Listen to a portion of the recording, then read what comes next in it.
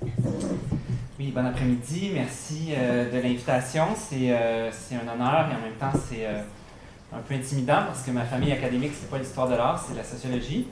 Mais je pense qu'il va y avoir quand même une continuité avec la présentation précédente. Donc, Vincent m'a demandé de choisir une ou des images, une campagne d'images autour de la grève étudiante de 2012. Donc, je voulais quelque chose qui allait dans le sens de la participation, de l'appropriation aussi individuelle, du partage. C'est difficile de s'arrêter à une image quand ce qui caractérise justement la circulation des images sur les médias sociaux, c'est justement la multiplicité, la viralité qui est obtenue non pas seulement par la diffusion d'une même image, d'un même clip, mais aussi par la personnalisation, le pastiche, la parodie, la critique, etc. Ma première idée, c'était de prendre le carré rouge, mais je me suis dit que c'était peut-être pas très original, mais je veux quand même prendre quelques instants pour parler du carré rouge parce qu'il me semble particulièrement emblématique de ça, parce que le carré rouge, c'est évidemment un signe très simple, qui est à la fois très évocateur, qui est très puissant, mais en même temps qui est extrêmement malléable. Malléable dans sa signification, dans la signification qu'on peut lui prêter, si on se rappelle des citations de Christine Saint-Pierre, par exemple, pour qui elle dit « on sait bien que le carré rouge représente la violence et l'intimidation », mais qui est très facile à approprier et à personnaliser, et que ce soit en ligne, que ce soit hors ligne. Donc en ligne, en modifiant sa photo de profil, en faisant différentes œuvres graphiques, mais aussi hors ligne, évidemment, sur les manteaux, sur les sacs et sur les pancartes. Mais quand même, comme je disais, je voulais quelque chose quand même un petit peu plus original, donc je me suis arrêté sur la campagne « Arrêtez-moi quelqu'un ». Alors vous avez là quelques exemples de photos qui ont été prises à ce moment-là, donc juste replacées dans le contexte. À la mi-mai 2012, la fameuse loi spéciale du gouvernement Charest est adoptée. Quelques jours plus tard, la classe, qui est la principale organisation étudiante mobilisée, fait l'annonce de son intention de désobéir, d'encourager à la désobéissance à cette loi-là. Et je pense que c'est en même temps, si ma mémoire est bonne, le site Arrêtez-moi quelqu'un est lancé. Site qui a été conçu, je crois, par Molotov, qui est une entreprise ou un groupe de communication. Donc, on invite les gens à participer, on les invite à se prendre en photo, souvent tout simplement avec une webcam, donc on n'est pas dans des photos qui sont nécessairement d'une grande qualité visuelle, en tenant un signe. On est un peu dans la même idée que Julie décrivait plus tôt. Et un signe qui annonce leur intention de désobéir à la loi spéciale.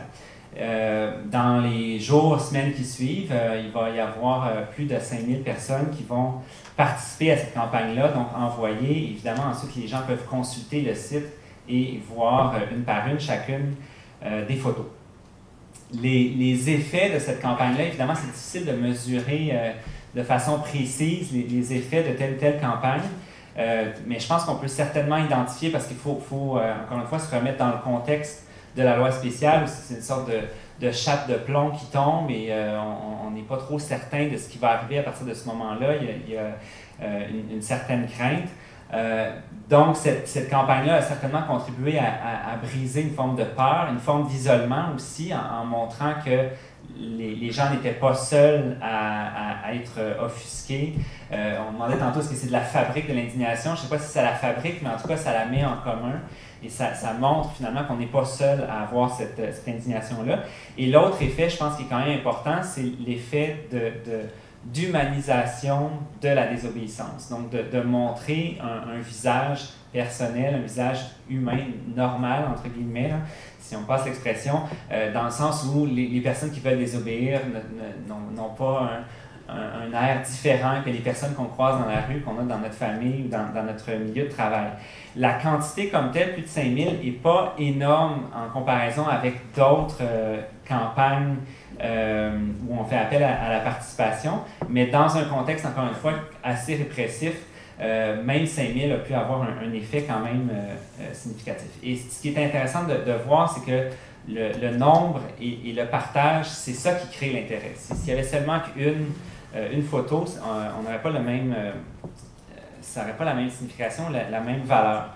Je cite André Guintert, j'ai quand même fait mes devoirs, je suis allé chercher dans l'histoire de l'art, qui travaille beaucoup sur la photo numérique et qui dit dans le livre L'image partagée, il dit « Un objet copié, détourné ou imité est une invitation à poursuivre le jeu ». Il insiste beaucoup sur l'aspect conversationnel, en fait, de ces médias-là.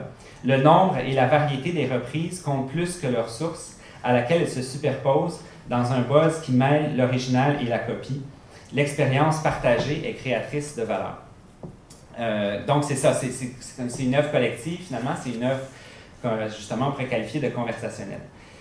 Je voulais aussi travailler particulièrement l'idée de l'individu qui porte publiquement une condition politique ou une revendication politique à l'aide des médias sociaux. À mon avis, c'est vraiment un des principaux apports, sinon le principal apport des médias sociaux ou mouvements sociaux. Au-delà de débattre, et puis on sent parfois que c'est polarisé, au-delà de l'organisation d'actions comme telle, mais l'idée de faire cette jonction-là entre un individu et une certaine cause et de l'afficher publiquement, pour moi, ça c'est assez central.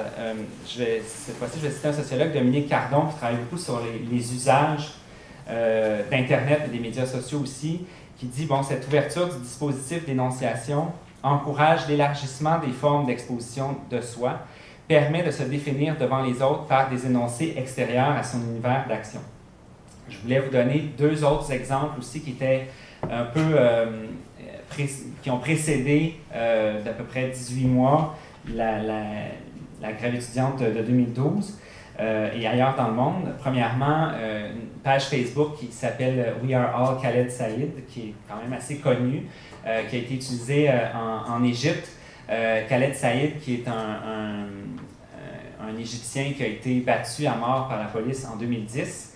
Et la page Facebook était donc, le fait de cliquer « J'aime » sur cette page-là était une façon de signifier sa solidarité, mais aussi, en soi, c'était un geste de désobéissance parce qu'on est dans un contexte extrêmement autoritaire, la dictature de Moubarak. Donc, en soi, d'appuyer cette page-là était une sorte de coming out politique, en fait, qui a pu participer encore une fois, à donner du courage ou un peu plus d'audace aux gens pour aller dans la rue.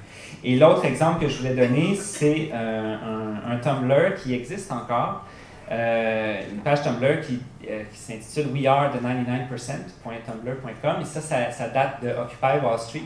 Et là, c'est au niveau visuel qu'on peut voir des similitudes. Donc, on invitait les gens à se prendre en photo avec une feuille, mais la feuille pouvait être beaucoup plus riche en mots parce que les gens décrivaient souvent leurs conditions économiques, leur endettement, tout ça, donc leurs difficultés, c'est ça, surtout économiques, et toutes les feuilles se terminaient par I am the 99% ou We are the 99%. Donc, la campagne Arrêtez-moi quelqu'un combine, sans que ce soit nécessairement volontaire ou conscient, mais combine la dimension désobéissante de la page Facebook We Are All Khaled Saïd avec l'incarnation visuelle qu'on pouvait retrouver dans le Tumblr We Are the 99%. Donc, c'est ça, l'intérêt principal pour moi, c'est cette jonction-là entre le personnel, l'individuel et le médiatique, le politique.